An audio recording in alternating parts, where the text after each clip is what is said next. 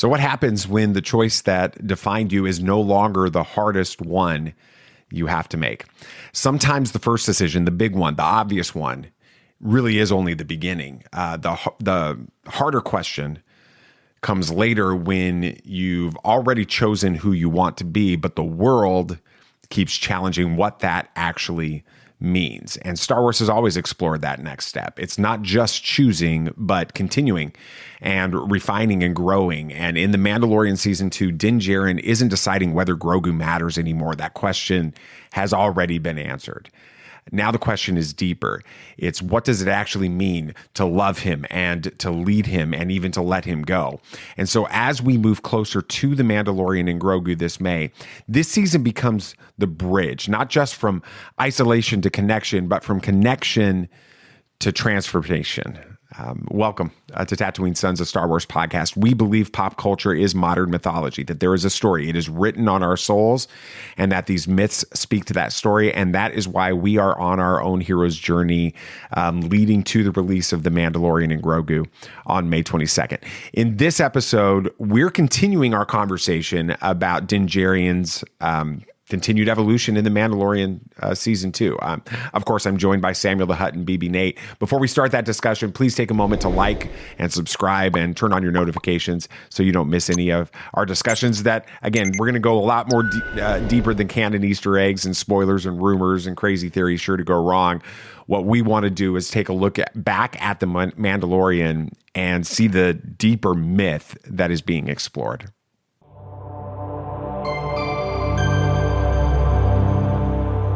All right, so who had the best comeback in season 2 of The Mandalorian? Was it Ahsoka? Was it Bo-Katan?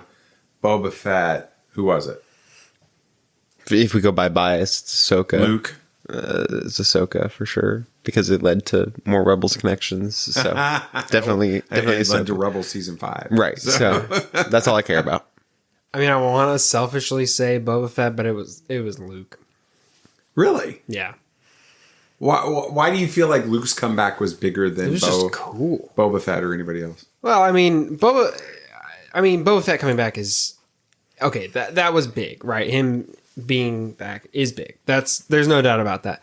But I mean, like in terms of, I don't know, making an entrance. I don't know. Luke's was really cool, and like that. I don't admit that lightly because I'm a Boba Fett guy. Yeah, but, absolutely. And Boba Fett's like when he gets the armor in that.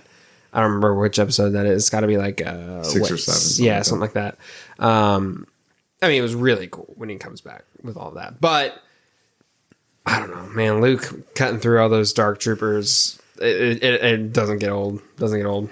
Nate, looking back now, I know when we watched that episode the first time and that hooded figure shows up in the end of the final episode in the X-Wing, he's wielding a green lightsaber, cutting down all the Dark Troopers, like Sam said.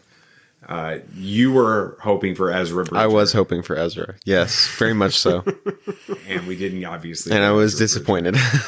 But now we have Ezra Bridger. Yes. All right. Looking back, are you satisfied with Luke being there based on the way that we got Ezra in the new? I'm happy with Luke. I'm also happy that it's like even more set in stone that Ezra's more powerful. Just in the Force. Whoa, Let's just be honest here. Where's that coming from? Ezra was able to do crazy stuff in Ahsoka with the Force, not relying at all on a lightsaber. Nothing. Literally just using the Force. Stuff that I don't believe Luke could do. You're going to make some people very upset. Oh, I've had that hot take for so long. Ryan Area Screen Crush will forever refuse to come on our show after what you just said. That's fair. He thinks Ezra Bridger is the worst character in all of Star Wars history. Well, he needs to rewatch garbage Rebels. tape. That's definitely not true. All right, so if you had to pick one crew to be a part of from season 2, would you pick Bo-Katan's squad of Mandalorians, or would you pick Boba and Fennec? I'll start with you, BB. The Bo-Katan's jetpacks, Really? cool armor, jetpacks. Yeah, I'm chill with that. It's the worst take. Boba Fett. You get to be on the Slave One. Well, sorry. Slave what do they call it now? It's Is Boba it Spitfire or whatever? Spitfire, yeah, they shit. had to like redo that. It's the Slave One. Everyone knows it's Slave One. It's one of the coolest ships in Star Wars. And So now we're strictly basing off what also, we do because Boba Fett's cool ship. there, right? And like maybe I get some armor too. You never know. He's a criminal. So's Bo-Katan. Bo-Katan's got no shortage of Mandalorian She stole armor. an Imperial cruiser, which the Empire's bad, yeah, but still. That was a pretty cool scene. It was cool. All right. So season 2 of The Mandalorian explores what happens after the defining choice is made. With this, you've got Din Djarin moving beyond simply protecting Grogu into understanding what it truly means to guide him in this season. What it means to belong in a larger world, what it means to let go of someone that you are now fully invested in trying to protect. It also reveals that identity is not solidified in that one decision that he made in season 1. It's constantly being reshaped through tension and relationship and sacrifice and all of those different types of things. Season 1, we have Din Djarin asking the question, who will you choose to be? Right? That's the question that they asked Din. In this season 2 begins with that question already answered to a large extent. We have Din. He's already made that decision. He's chosen Grogu.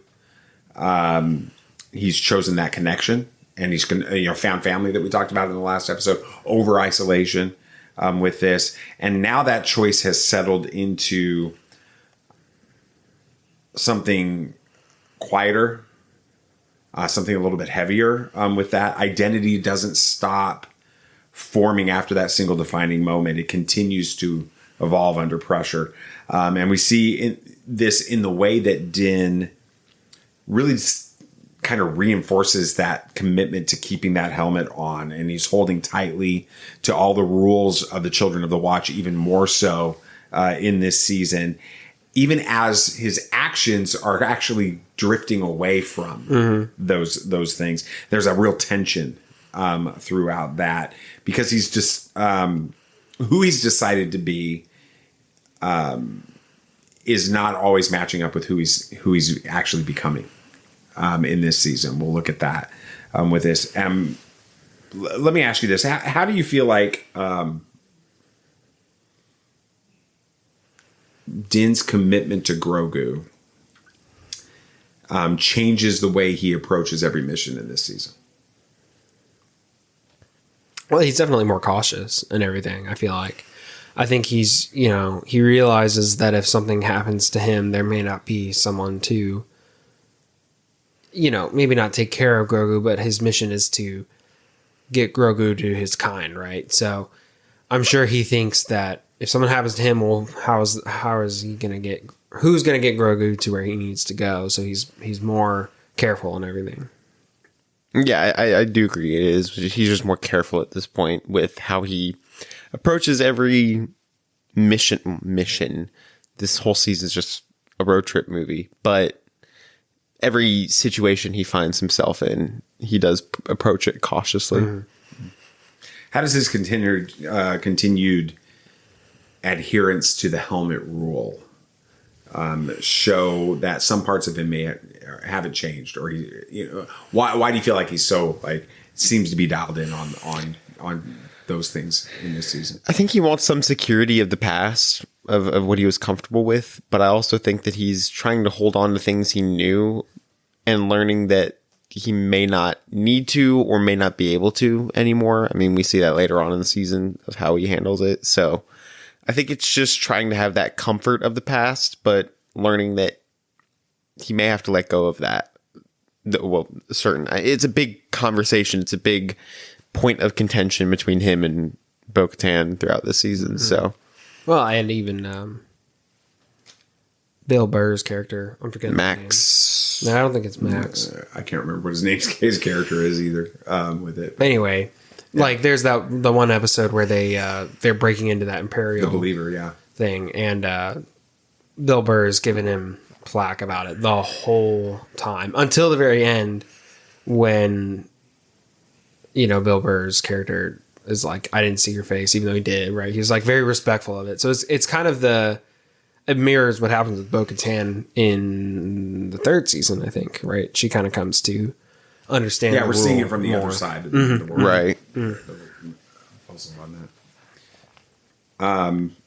Does Din's continued doubling down of the creed and living that out, does that reveal strength to his commitment, or does that reveal sort of insecurity in stepping beyond it on that? What do you feel like that does for him? Well, I mean, that's a tough thing to talk about or to consider. I mean, it'd be similar to asking someone to give up their religion or certain religious beliefs, right? That's not an easy thing to do. And it's not for one person or even really an outsider to really say what's right or not. And all the people around Din Djarin are, who aren't in the covert or aren't a part of it, are like saying, this is stupid. Why are you doing this? Like, it doesn't make any sense. Right.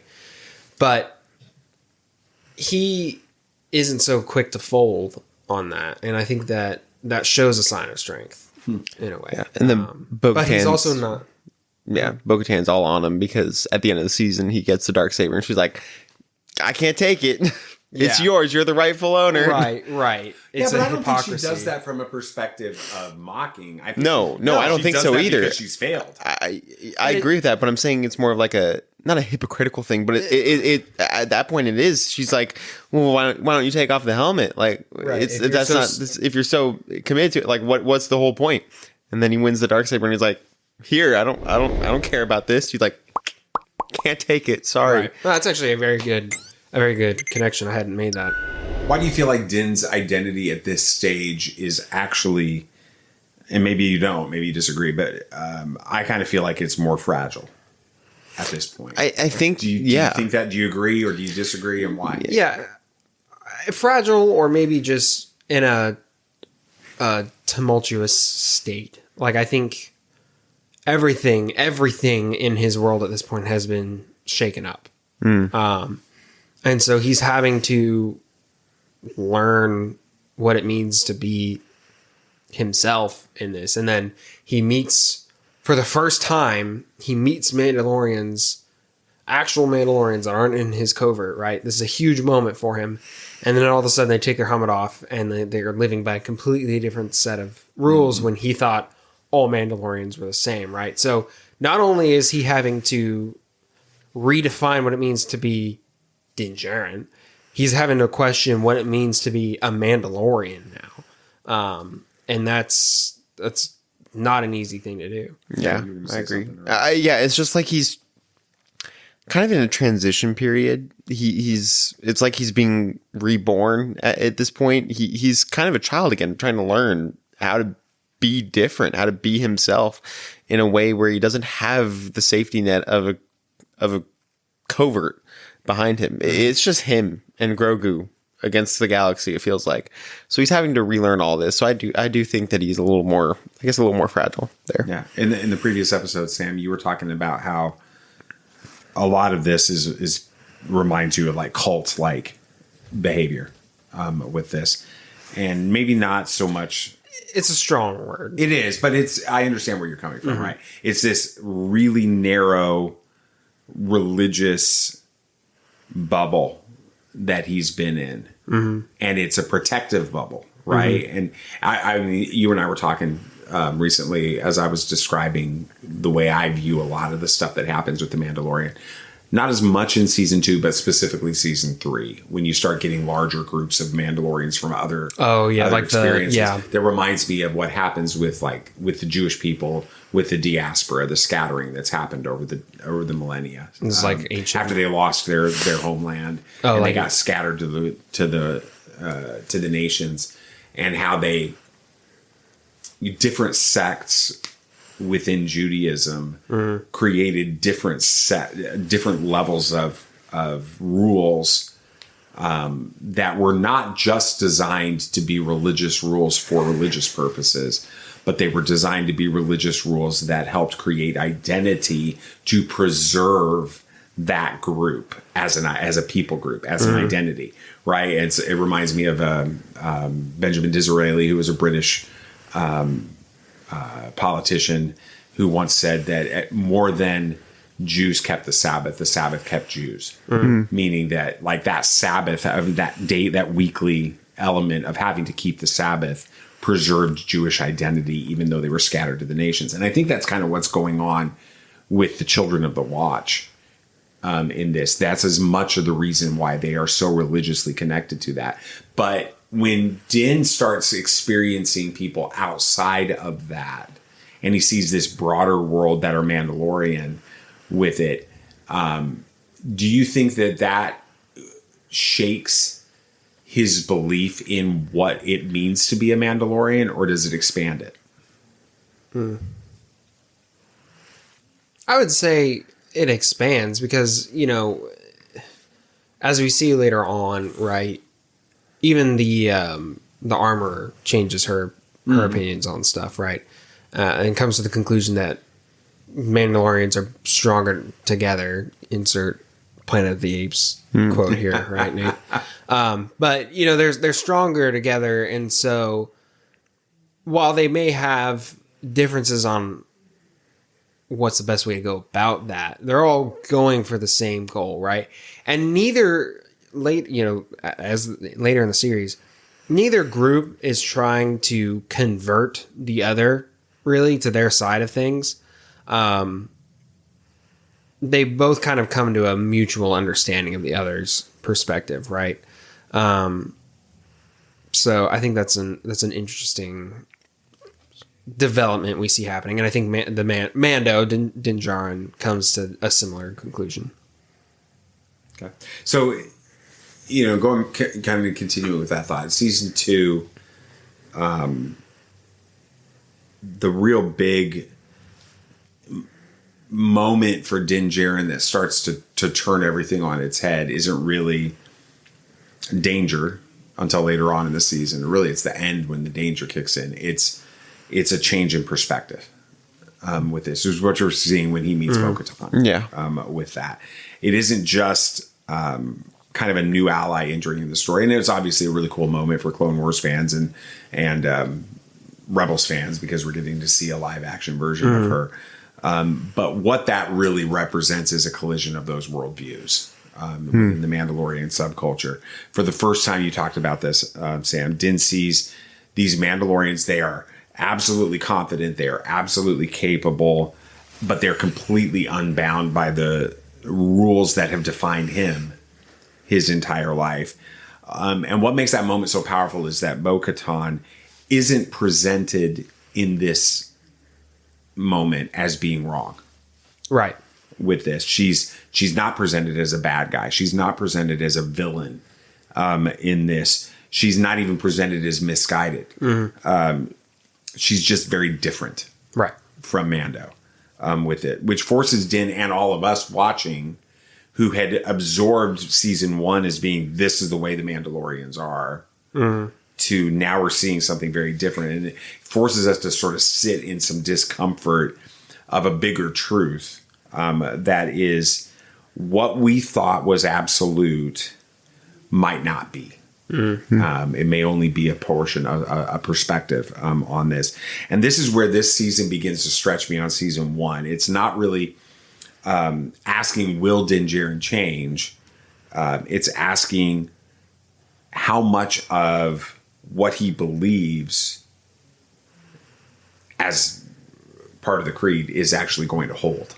With this. Why do you think, Nathan, why do you think Bo-Katan's version of Mandalorian identity creates so much tension for Din when he meets her? Because it's different. It's so different than what he's learned. And she also comes from a place where she feels like she has authority over Din in some ways, because she's like, well, I've been in this. Family, yeah. I've been in this for longer than you. I know more than you. And so he's battling with, I don't know who this person is, yet she seems to feel like she owns me, like knows that she's more than me. Yeah, has the authority. And so for anybody that would be difficult to take in. And then let alone, he already abandoned a lot of what he knew in the first season, comes to this, finds out that what he knows is apparently not what anybody knows is What was holding steady for him? yeah, is it's no just longer it's steady. just shaken. It's a cracked foundation. So it's very difficult for him. And I think that Bo-Katan didn't handle any of it well, but it's just how she is. Bo-Katan's broken. Yeah, very much so. In this. Why is it, Sam, why is it so unsettling for Din to realize that his creed or his way isn't the only way? This is the way isn't the only way with that. Yeah, I mean, you've grown up your whole life being told there's one way you got to go. This is what everybody does, and stick with it, right? And then, he enters the quote unquote real world, right, and sees that not everything's so cut and dry. And I think had it been any other Mandalorian, it probably wouldn't have had as much weight for Din Djarin as if it was Bo-Katan, right? She was royalty. She was a ruler of Mandalore. He doesn't even recognize her as royalty. He doesn't know her. He who doesn't, she is. but we do. Right, but she's claiming that, right? Okay. And there is that history. She's blood. She's Mandalorian blood. Din Djarin's just a foundling, right? Which in the culture is considered equal, but I think the fact of her station, right, her history, her past, makes her position have more weight, or at least more not even validity. It's just Din Djarin can't brush it off as easily, I'd say, as if it were just anyone else. What is this? What is that moment in that episode? And really, I mean, the whole episode is built off of this. What does that say about the danger of confusing tradition with truth? Yeah, I mean, I'll let you answer first, or unless you want me to. You're more than welcome to. I mean, there's always been this, especially in religious circles, but it can be in any circle, right? It's just like, this is the way we've always done things, and let's not change it up, right? I mean, you start a job somewhere, right, new, and you're like, yeah, we do it this way. May not be the most efficient, but that's the way we've always done it. And then you could be like, well, maybe we should do it this way, and it makes more sense, right? That's a thing that always is something you're going to encounter in the real world. I mean, traditions start for a reason, right? They're there usually for a good reason. And sometimes you want traditions, not all of them are bad, but I think sometimes they can end up blinding you to further possibilities. It's the problem that happened with the Jedi, right? I mean, they were so stuck in their own little bubble, their own little traditions, that they didn't see what was really going on in the larger picture, right? And I think season 2 and season 3 especially really accentuate how the covert's way worked for a time and worked for people, but it may not always be sustainable. Nathan, why does encountering what we see in this, which is really a kind of a correct but different approach or worldview, Right. why is that sometimes more challenging than facing a direct enemy? A different worldview than a direct enemy. It's a correct but different worldview. So Din and the Children of the Watch, very rigid approach towards things. Right. Bo and the rest of these Mandalorian exiles are just as Mandalorian, Right. but they have a different worldview, a different approach towards things. Why is that sometimes more dangerous, more difficult, more challenging to face than a direct enemy? Well, I think it's a challenge of your ideals. It's a challenge of how he grew up. It's a challenge of, it feels like he's encountering these things as a child almost at this point. It's everything he's known is now being taken different. It's not the same as what he was taught. And yet they still seem to be living the same type of code, or at least the same type of life or worldview, but in a different way. And so it can be difficult to encounter that fully and correctly. Any thoughts on that, Sam? I mean, it's the question of an internal versus an external struggle, really. I mean, you face an actual enemy, right? That's an external struggle, and that's its own type of challenge. But you encounter a worldview or a point of view that's different from your own and causes you to question things. Well, now that's a battle you're fighting inside yourself, these questions that you have to answer for yourself. So I don't even know if it's necessarily more challenging. It's just a completely different battlefield that you have to fight on. Well, with the Children of the Watch and Din's perspective on it, it struggles because it claims to be the only way.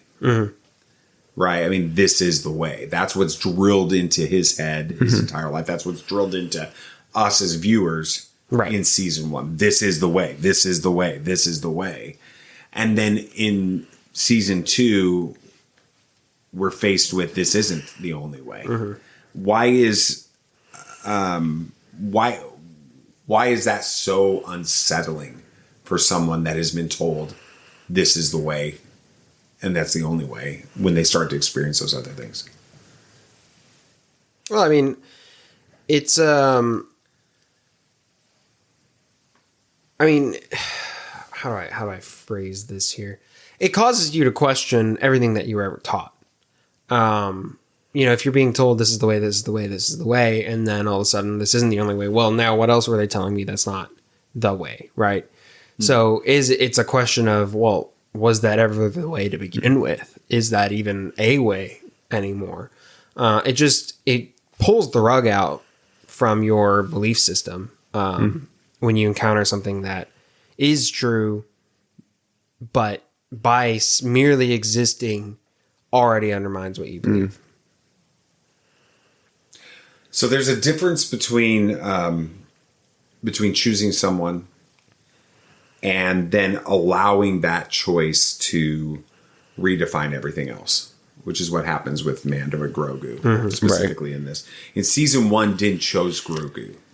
In season 2, that choice begins to reshape everything, his entire moral framework, the way he views everything with this.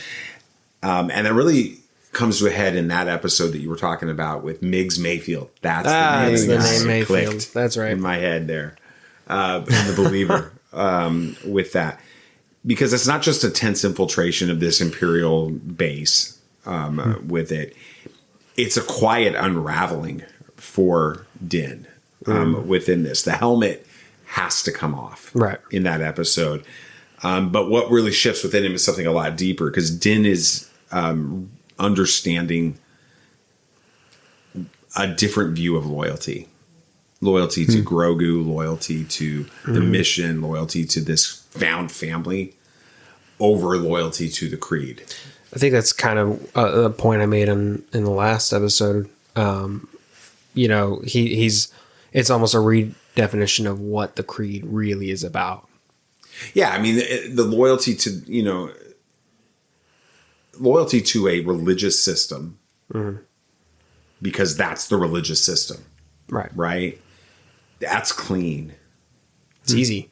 Yeah, absolutely. It's structured. It's predictable with this. But then when loyalty has to be coming to a person, right? And that's, it's funny when you think about Jesus's big battles in the Gospels really comes down to that versus, the religious system. Because the religious system this is the way, right? It really is. And then Jesus is like, well, is it? But if that way is meaning the Good Samaritan, you're going to walk past a dying man because your religious system says you can't touch him because you'll be rendered unclean. Then is that really the way? Right. It's the intent behind the meaning, right? And I think that's what Din Djarin ultimately finds out. Yeah. I mean, I think largely the biggest episode for that is the one with Miggs Mayfield. Yeah, so it's definitely like he's having to make the choice of, do I follow this creed that I pretty much have not abandoned but removed myself from, and I'm already struggling with by removing my helmet in front of these people to save Grogu, or do I just stay in it? And eventually decides, for Grogu's sake, just swallow his pride and get to it. Yeah, well, it's not just swallow the pride. It's basically abandon everything. Right? Because if he takes off that helmet, he knows what the ramifications of that means. But by taking off that helmet, taking off the helmet is the only way he can survive this, which means he can get the information he needs to get to help find where Grogu is. Right. So he can save Grogu on this. How does that moment show in this season, show growth rather than just kind of repetition? We have to take off his helmet again in this season. How does this showing him growing? It's a conscious choice to put aside your past to grow for the future. He's actively choosing what I've learned, what I've done at this point doesn't matter anymore. I'm changing as a person and I need to commit myself to this change. And it's different from, he's of course removing his helmet in front of people and not in front of a droid. Well, he refused to do it in the end of season 1, right? He was willing to die rather than remove his helmet in front of people, and IG-11 gives him the out. Right. And this one, it's like, different. Yeah. This one's like, okay, I need to do this because Grogu's gone. Like, it's a tough situation. And so he just ends up committing to that. And it definitely shows growth of his character for sure. Does this show a compromise of integrity for Din Djarin, or actually a deepening of that integrity because of why he chooses to take off his helmet in that episode? Yeah, again, I think it's him understanding the intent behind everything the creed stands for, right? Sure, the removing the helmet thing is for anonymity and to protect the covert as a whole, things like that. But ultimately, he realizes one of the things that the covert and the creed have fought so hard for is to protect everyone in it, including foundlings. And Grogu's a foundling at this point. And so, in a way, it's kind of, the ends justify the means sort of thing. But he's like, it's a sacrifice that he's willing to make for the greater good, right? He pays for the cause where he has to go through and baptize himself in the waters of Mandalore again in season 3. He obviously doesn't know that's even an option yet, and he doesn't care because he's focused on, if he's not in the covert anymore, that's fine as long as Grogu's safe. So it reminds me so much of the idea of the greatest commandment in the New Testament, right? Where that's rooted in the idea in Judaism that there are commandments that contradict, right? The commandment to love your neighbor as yourself, the commandment to keep the Sabbath, while there's also the commandment to care for your neighbor's ox if he finds him. Well, if you find your neighbor's ox in a ditch on the Sabbath, one of those commandments is about to be violated. Which one? And so you prioritize. And what it feels to me like Din doesn't understand that he's doing is he's prioritizing the creed's commitment to caring for foundlings over the creed's responsibility or requirement to keep that helmet with it, which is a really interesting thing. If season 1 is about gaining something, season 2 is about losing it. With this, every step forward in this journey feels inevitable throughout the entire season. It's building towards that. We get to Tython, and Grogu reaches out through the Force, and there's this quiet shift in the story.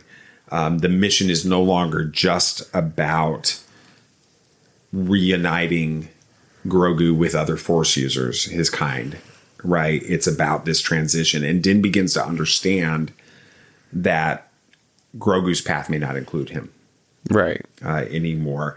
And yet he keeps going at this point.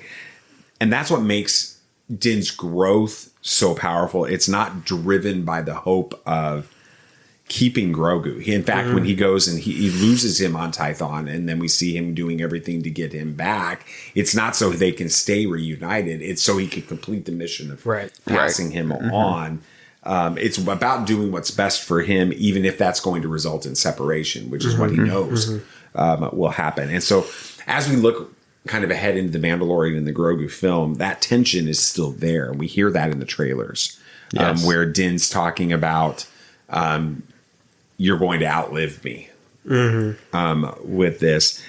Letting go is never clean in these things. It's always hard to do. How do you feel like Din continuing with this mission in this season to bring the Grogu to the Jedi is an act of love rather than abandonment? He's actively trying to do what is best for Grogu because he knows that he doesn't have the resources, knowledge, or anything to handle how to care for him correctly, raise him, teach him, all of that. He doesn't believe that he's the right one for those situations. Fair enough. I mean, this baby can do so much. So more than Din could ever imagine doing. So he's trying to find a way for him to be with the people that can lead him to the correct way, the correct path. Yeah, it's not dissimilar to a parent letting their kid go off to college. I mean, no offense, I don't think your mom could have really taught me engineering, right? I couldn't have gotten an engineering degree, right? You understood that you have to let the people who know that sort of thing train me, right?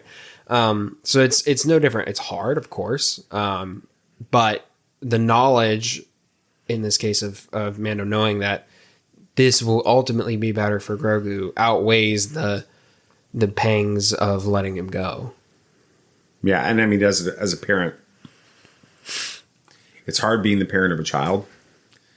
It's indescribably harder being the parent of an adult because there's 100% loss of control on this. And it's not a control from I want to control my child. It's I want to protect. I want to guide them. I want to make sure that they have the best of everything in their life. And now I have absolutely no ability to make that happen. Right. And so it's rough. Why is, how do you feel like Din's or Grogu reaching out through the Force on Tython? Whatever. Tython. How do you feel like that changes Din's understanding of his role for Grogu when he places him on that rock and sees him now truly connecting in the Force, and there's something. He always knew something was different about Grogu. Now he sees this and he's like, "This is crazy. This is wild." How do you think that changes the way Din views his role with Grogu? I don't know if it changes it. Okay. I think this whole season he understands that he's just a tool to protect and get him to where he needs to be. This is just further confirmation that he's on the right track. Din is doing what he needs to do. Din got him to the place to be able to connect to who he needs to be with. He thought that Ahsoka would be a good option. Ahsoka lets him know, go here. So he goes there and lets Grogu do his thing. And like you said before, when Grogu's taken and Din is trying to get him back, it's not out of a place of I need him to be with me. It's out of a place of responsibility to get him to where he needs to be. I don't know if it changes how he views his role and more than anything. I think it's just a confirmation that he's doing what he needs to be doing. Yeah, I would agree with that. I don't think there's really anything, a crazy development there. Maybe he understands that he really truly is a part of, Grogu is really truly is a part of something bigger. But I do ultimately think it's just more of a signpost to say, hey, you're on the right track. So, Din is spending this entire season learning to release control with this, while we have that contrast again in Gideon, who's obsessed with gaining it, right? Getting more control. That contrast really defines the emotional core of the conflict between them. Gideon doesn't just want power. he wants ownership of something that he was never meant to be on the Force. With this, he wants that identity, that destiny, with all of that. And so through Grogu's blood, through the Dark Troopers, through all of that calculated manipulation that he does, he attempts to engineer strength and power with this, but it's hollow. It's empty with this and Star Wars constantly reminds us of this, that what is manufactured cannot replace what is formed through connection, right? It reminds me a lot of what Leia says to Tarkin on the Death Star, like the harder you try to, the more you try to grasp, the more systems slip out of slip through your fingers. Of your fingers. How does Moff Gideon's plan in this season seem to reveal itself as being different than the Empire's goals that we saw with Pershing and the Client in season 1? We started talking about that a little bit in the last episode, but there's a separation that begins in this season. Where I don't. So we start seeing that there's that.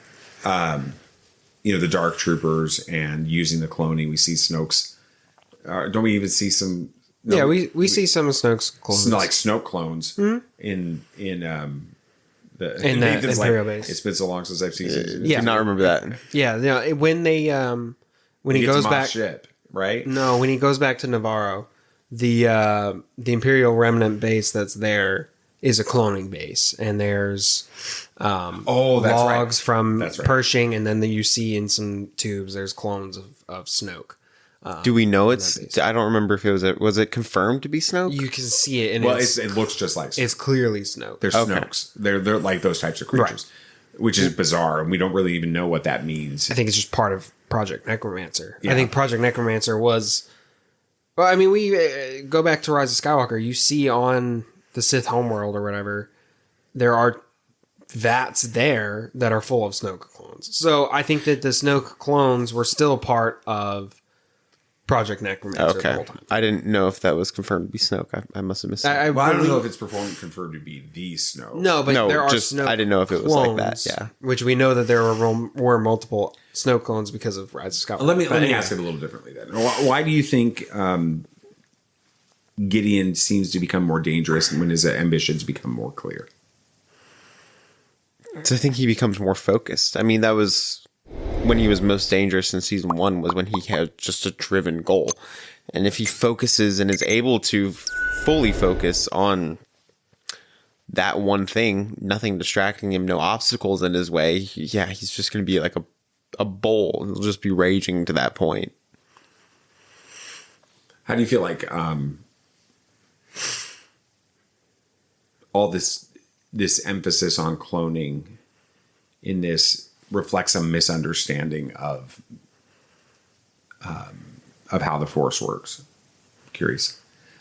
So they're trying to pass on power from Grogu, right? High midichlorian count, all of this kind of stuff. They're trying to pass that on genetically to clones, and eventually we know towards this host body for Emperor Palpatine. Right. Because they think that it seems like from an Imperial perspective, and even a Sith perspective then, the Force is a genetic power that's transferred. I don't think they're entirely wrong. Well, I think that the Jedi think that too in The Phantom Menace. But when we get to Ahsoka, the first season of Ahsoka, right, we start to see that there's this different perspective. Because they're Ahsoka's training Sabine, and the droid, I can't remember what his name is, that's trained Huyang, who's trained all these Jedi for 1,000 years or whatever, says I've never seen a Padawan with a less aptitude for the Force than you, Sabine. With it, so there's this shifting, I think, with Ahsoka that's going on. Do you feel like that we're going to continue to see a difference in the way the Force is viewed between this being a genetic thing and being everyone, the original way that we viewed the Force from A New Hope, and it's in everything, it's in around us, everyone has it type of perspective. Yeah, I mean, I kind of hope they start going down that path more. I think it was the whole midichlorian thing was a complaint when it was introduced, and I don't think there's really been a single Star Wars fan who you ask and they're like, yeah, I think that was a great change, right? I think most of us are fine with it. We tolerate it, but I think that most of us accept that that's the direction that they went. Right? Yeah. And I think it is kind of silly because it makes it a, well, who's your daddy sort of thing. Right. I mean, like they continued to undermine the idea of anyone can be strong in the Force when they made Rey a Palpatine. Right. Originally, she was just A Palpatine clone. Right. Right. Right. Well, it's an offspring of a Palpatine. Yeah. Right. She was just some nobody from Jakku who was strong in the Force. Which is the power of The Last Jedi. We won't go there. Right. Right. Now, Luke started off that way. Obviously, we find out why he's strong in the Force. He's the offspring of Anakin, and that's fine. That's central. But what started off as one of the most compelling parts of Rey was undercut by the, well, you got to come from a strong midichlorian genetic line, right? It's further confirmed in The Mandalorian when they're seeking Grogu because he has such a high M count to make the clones, and it clearly works. Snoke is strong in the Force. We see him do some pretty impressive things in The Last Jedi, right? So clearly that works, and I think that was I hope they move away from that. I forgot that they started to do that in Ahsoka, so that gives me hope. I just hope they continue to do that. Yeah, it became an issue even to like when it was mentioned, Anakin had a high midichlorian count after that. Then it became a discussion, well, if it's a genetic thing and it's biological, who is his dad? And then you had to come up with what that came in. And then, it was Palpatine was his dad. And it's just like, okay, we're jumping the shark a little bit here. Can he just be a nobody that just was prophesied to be the chosen one? It does have more effect if it's just anybody can be. What do you mean Palpatine is dad? Is his dad? Is Anakin's dad? It was mentioned in a comic. Implied. It's not. It's been. Oh, you're talking about the Soul comic? That wasn't ever really confirmed, and it wasn't even a. No, I know, but there's the fact that that's even a discussion is the issue there. But in that comic, he wasn't even shown to be his dad in the traditional sense, right? It was more of he influenced the Force in a way. So I don't even mind that because that's not a genetic thing at that point. But isn't that exactly what we see Moff Gideon trying to do in a limited scale? I mean, he's not able to directly, using the Force, influence the midichlorians to give life. Right. Which is Darth Sidious. But he is trying to use Grogu's to influence. He's using the midichlorian within Grogu to try to replicate that, to do this. I think that's where I'm going with this. It feels like Gideon's trying to see the Force as something scientific. Well, that's what Pershing was doing too. Exactly. And then mission. I think that what we've got with what I'm hoping that they end up doing with the Force is making it return to the proper view of the Force is we all can experience that with it. So season 1, we've got that initial connection with obviously Grogu and Mando. Mm-hmm. We've got the connection with Cara. We got Grief. We've got all these relationships that begin to form with it. And season 2 starts to reveal the impact of those relationships and those connections. Mm-hmm. With that, Din is no longer being just influenced by the people in his life. He's being reshaped. He's being completely changed because of those people in his life. And then you have Bo-Katan entering in, which forces him to question everything. You've got Ahsoka that comes in. Makes him change his view of the Jedi. And forces him to try to understand things differently with that. And then Grogu, of course, as they deepen their connection, he's forcing him to feel something emotionally with that. And each relationship pulls him further away from that independence that we start with in season 1, that lone bounty hunter type approach. And what we get from him is something a lot richer, a lot more complex, a lot more human from this. And that's kind of the Din that seems to be carrying forward into this film that's coming out, The Mandalorian and Grogu. A Mando who is not alone in the galaxy anymore. He has this identity that is now formed in his relationship with that. Yeah. So go ahead. It's kind of an aside, but we were talking so much this episode about Din Djarin removing his helmet, and I think we kind of forgot the biggest moment of him doing that. I forgot end? he did it again. He did it. He Yeah, does it yeah, at the We're end. going to talk about it for sure. But Okay. No, Okay. yeah, go ahead. I was just gonna say, like, I think we glance over the fact that he the first time he did it this season, it was out of necessity, right, to complete the mission. And you could argue nobody really saw him. He was kind of turned his back to everyone. Nobody really saw it. He was sitting at a table and everybody looked at him. Right. Everybody saw him. No. He didn't take his helmet off for that, I don't think. In the Imperial facility? Did he? Yeah. Oh, okay. Well, maybe I was mistaken. But then at the end, he does it as a choice because he cares for Grogu. It's not that nobody's in danger at this point. There's no. It's not to save Grogu at all. No, it's purely for connection at that point. And it's the Anakin trying to save Padme thing, but it doesn't end up really bad in the end. How do you feel like Bo-Katan and Ahsoka challenged Din differently in this season? I think that Bo-Katan challenged his beliefs and Ahsoka really challenged his purpose in a way. Bo-Katan, of course, challenged how he believed in the creed and all of that and the code, all of that stuff. But Ahsoka urged him to really explore why he does what he does and what is he doing. And I think that, with Jedis, well, even though Ahsoka's, not technically a Jedi, she still follows the light side, all that stuff. But She's taken a Padawan by this time. She's a Jedi. It's there's a lot of purpose behind what they do. And everything they do is pretty much a lesson. So when Ahsoka has him save a village from rule, it's like, hey, you can be doing more with your talents. Mm-hmm. You can be doing more with how you are.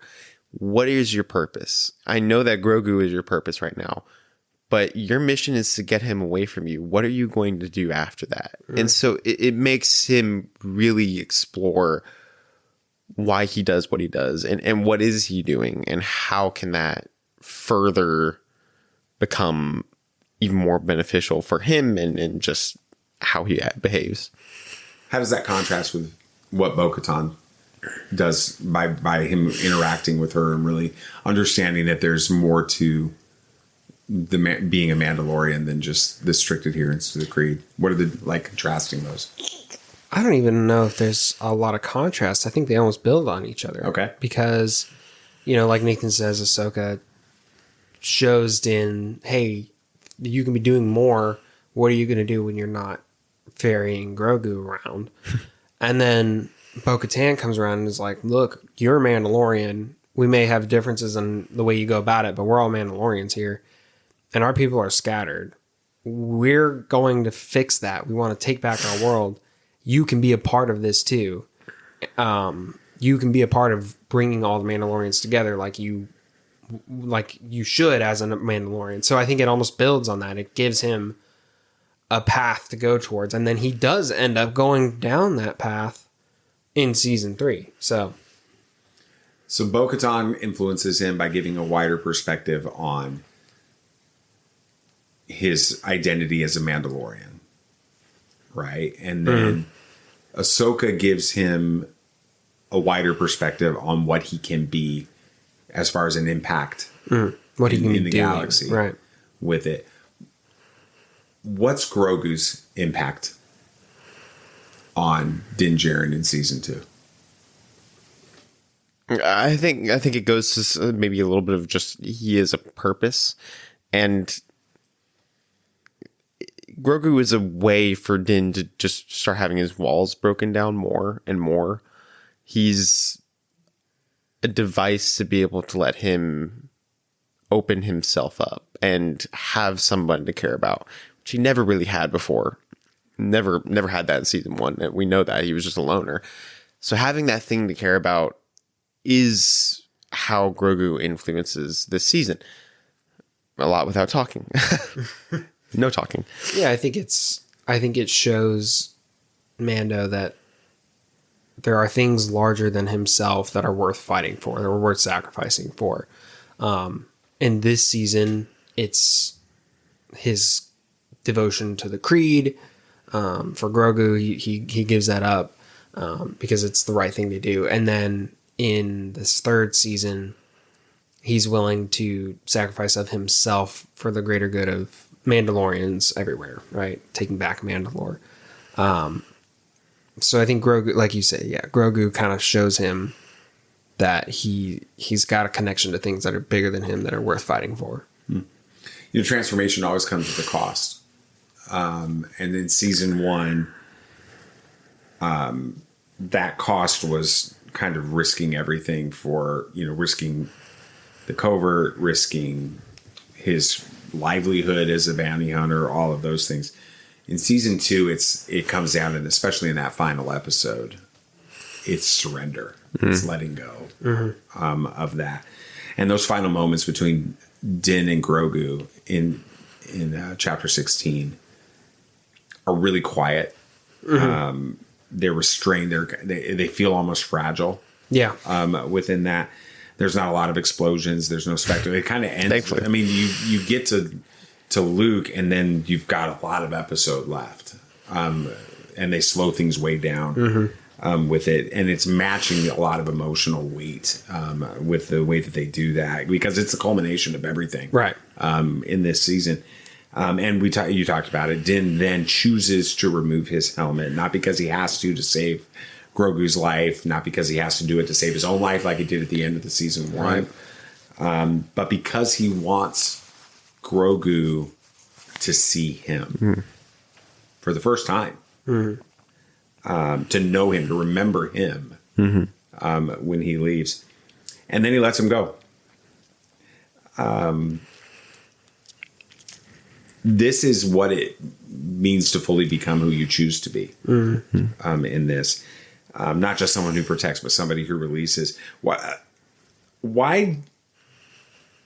is Din letting Grogu go a greater act of love than him rescuing him at the beginning of season 1? Or in the Sin episode in season 1? Well, I think he's actually had time to form a bond. I mean, in the Sin, it's more of this innocent creature is going to be, who knows what's going to happen, right? Yeah. And that's just the wrong thing in general. Now this is a person. He knows his name. He's grown an attachment to him.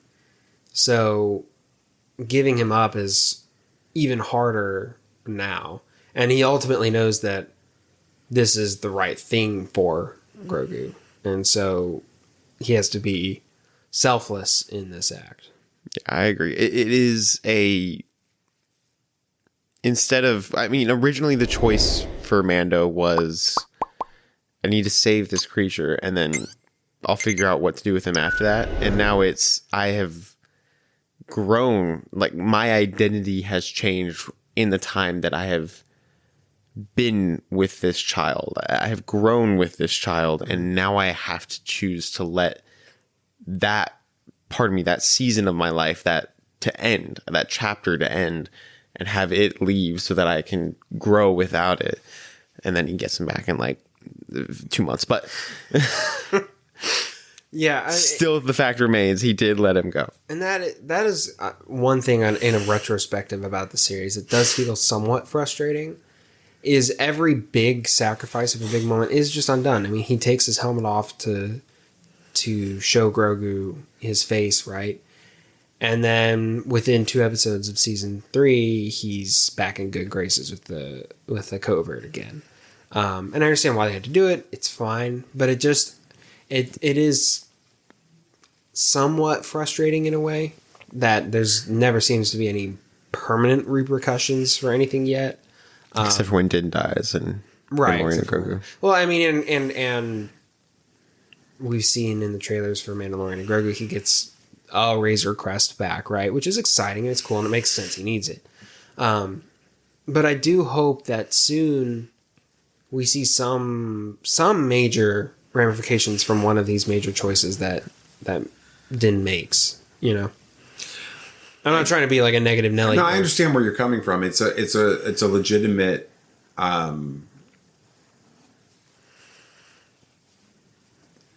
it makes sense where you're coming from on that. I would say that I view all of these choices as not a straight line. And I think that's what I hear from you. I hear you kind of seeing, well, he takes off his helmet, he gets his helmet back on. He gives up Grogu, he gets Grogu back. He loses the Razor Crest, he gets another Razor Crest, right? And all of those things, you know, he gets kicked out of the Bounty Hunter Guild, and he's back in the Bounty Hunters, good graces again. All of that. That's a lot more how life really works, though. And what we're going to see, I'm thinking, in The Mandalorian and Grogu, is we're going to see a version of the Mandalorian, of Mando, of Din Djarin, who isn't. He transcends those choices. He moves past it, meaning he realizes that the helmet isn't what defines him. Being a bounty hunter doesn't define him. He doesn't have, and what defines him is who Grogu will become. And all of this journey has required him to go through this in order for Grogu to become what Grogu will become with this. It reminds me of Yoda in The Last Jedi. They are, what is it, the line that he says to Luke about? They grow. We